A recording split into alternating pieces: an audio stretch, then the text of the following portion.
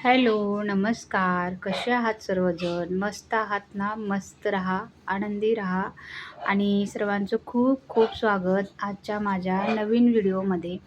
आणि इकडे पहा, आज किती आभाळ आलेलं आहे. एकदम दाटून दाटून ढग आलेले आहेत आणि सकाळी उठल्या उठल्याच आम्हाला हा नजारा बघायला भेटला. आणि खूप म्हणजे खूप आभाळ आलेलं होतं. आणि आज आमच्या इकडे शिवमहापुराण कथेची सुरुवात होणार होती दुधनाळ या गावी. आणि आणि आज सकाळचं हे वातावरण बघून खूप भीती वाटत होती की कथेचं कसं होणार, काय होणार. आणि दुपारी 2 वाजता ही कथा चालू होणार होती. बघू आता पुढे काय होतंय.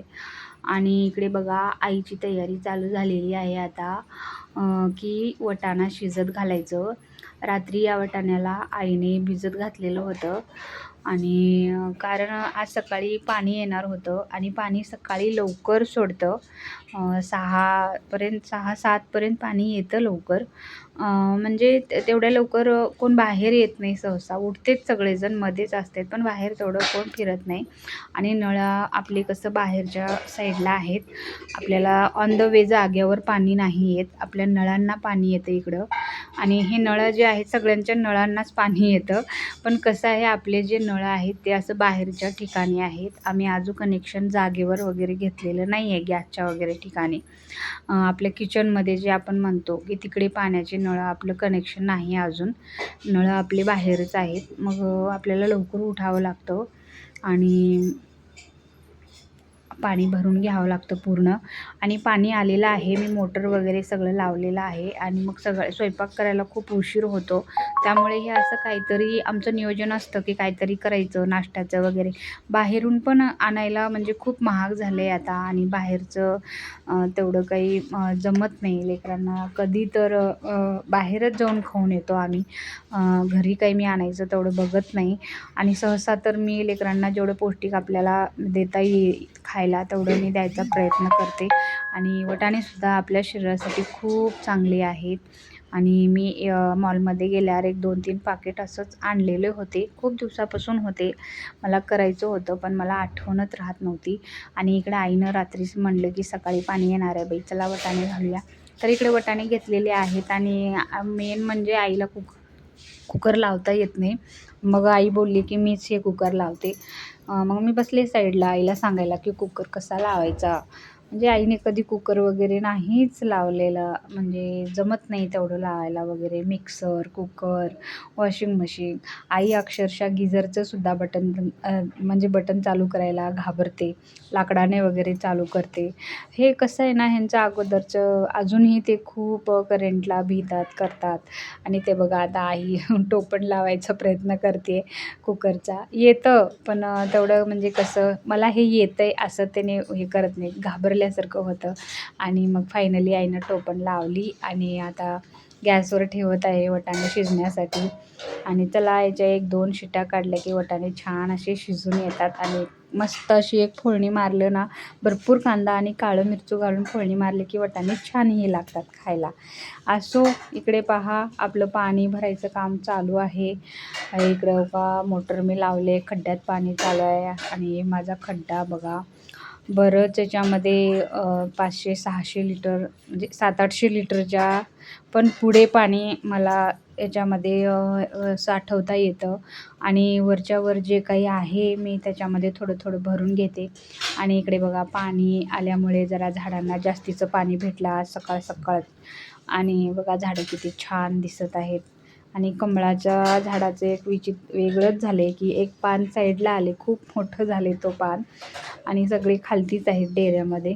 आणि सकाळी खूप आभाळ आलेलं होतं, मी तेच दाखवायचा प्रयत्न करत होते.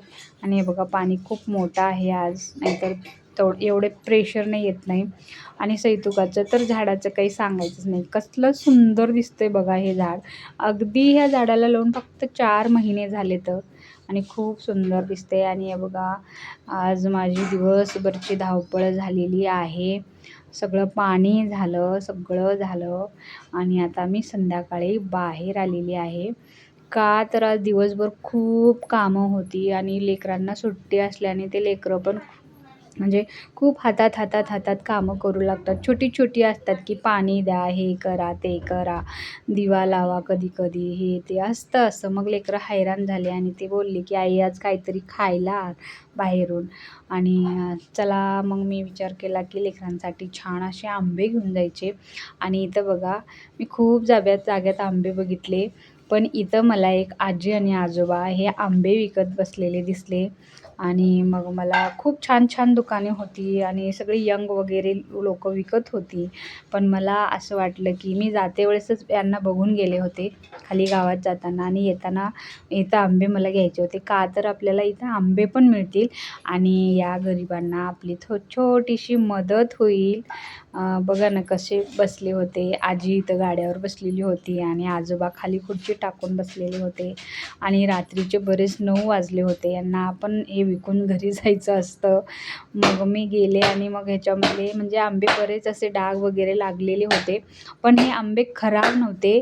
या आंब्यांना चिकाचं डाग लागलेलं असतं आणि आंब्यामध्ये चीक असतंच आणि त्याचे डाग लागलेले होते. पण आंबा इतका गोड होता ना, दिसायला असा होता, पण आंबा खूप गोड होता. आणि आंब्याच्या वासावरच कळतं, की आंबा किती चांगला आहे. आणि मी उतरून मला मदत तर त्यांची करायची होती, पण मला आंबे बघितले ज्यावेळेस मला नको वाटलं घ्यायला. पण जानूचे बाबा एक आंबा घेतले आणि त्याचा वास बघितले, तर ते बोलले, की "आंबा खूप चांगला आहे हा, गोड पण आहे, हाच आंबा घे."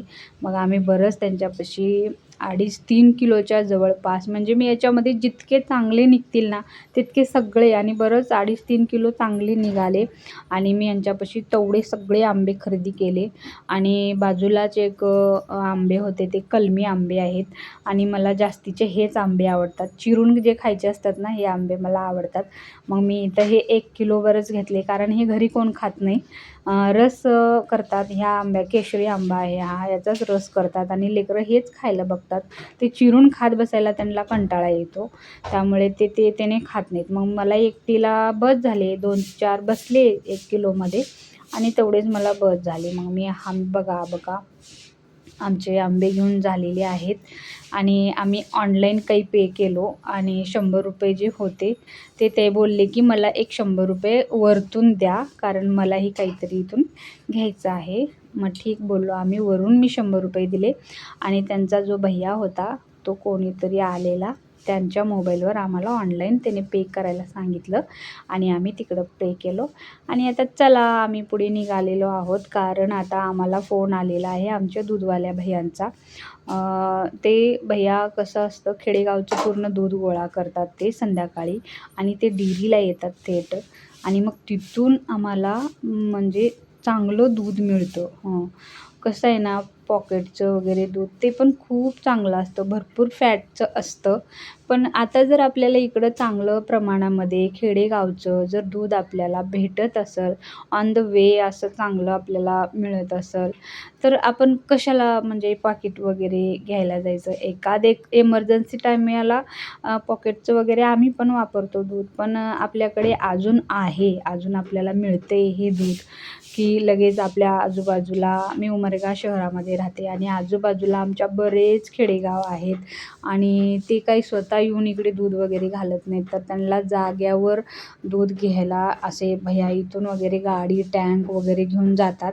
मी तुम्हाला दाखवते पुढे गेल्यावर, की किती मोठा टेम्पो असतो, त्याच्यामध्ये किती टँक असतात. मग त्यांना पण सोय आहे दूध घालण्यासाठी आणि मग आपल्याला पण इथं सोयीस्कर चांगलं दूध भेटते. तर मग आता कशाला आम्ही पाकीटकडे जाणार. नाही, एखाद्या वेळेस दूध जर नाही आलं तर मग आम्हाला बी 1 लिटरचं वगैरे, अर्धा लिटरचे 2 पॉकेट मी पण घेते आणि वापरते. पण नाही, मी आता बऱ्याच वर्षापासून, बऱ्याच म्हणण्यापेक्षा 7-8 वर्षापासून याच डेअरीचं दूध आम्ही खातो आणि दूध एक नंबर दूध असतं. भरपूर फॅट आहे या दुधामध्ये आणि खूप चांगल्या प्रमाणाचं आहे. फक्त एवढंच, की आपल्याला इथून येऊन दूध घेऊन जावं लागतं, एवढाच प्रॉब्लेम आहे. आणि तसं तर आपण गावातून घरातून गावात 2-4 आपल्या दिवसभर फेऱ्या असतात. मग त्याच्यातून एक संध्याकाळी एक फेरी पण होते आणि फ्रेश वाटतं बाहेर यायला. दिवसभरच्या उन्हात म्हणजे बाहेर आम्ही नाहीच. आणि संध्याकाळी एक दुधाची छान अशी फेरी होते आणि जानूची बाबा गेलेले आहेत आता दूध घ्यायला. आणि हाच तो इथं टेम्पो आहे बघा. आणि हे बघा हे टँक आहेत, भरपूर टँक असतात आणि इथंच आपल्याला दूध भेटतं. आणि हे बघा इथंही घेतात.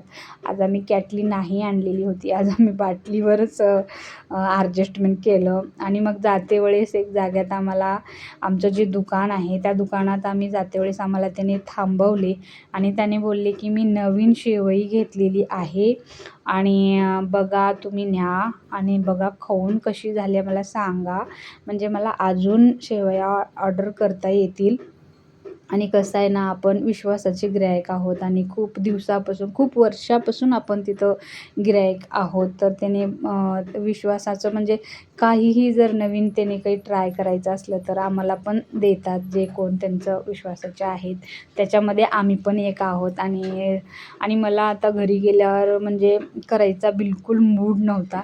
तर हे बघा मी जरा काजू बदाम घेतले किसून वगैरे आणि जरा साखर घातली दुधात आणि छान अशा मी त्या शेवया करायला घेतल्या. मला आता मूडच नव्हता बिलकुल करायचा, कारण दिवसभर खूप काम झालेलं होतं. आज पाणी आलं ना दसरा निघाल्यासारखाच होतो. आठवड्याभरची कपडी धुवायची, घरं धुवायचं आणि भांडी धुवायची, खूप काम असतं. त्याच्यामुळे मी सगळं बाहेरूनच घेतलं होतं आज. आणि मग त्याच्यामध्ये हे गेल्या गरम गरम खीर बनवली शेवयाची.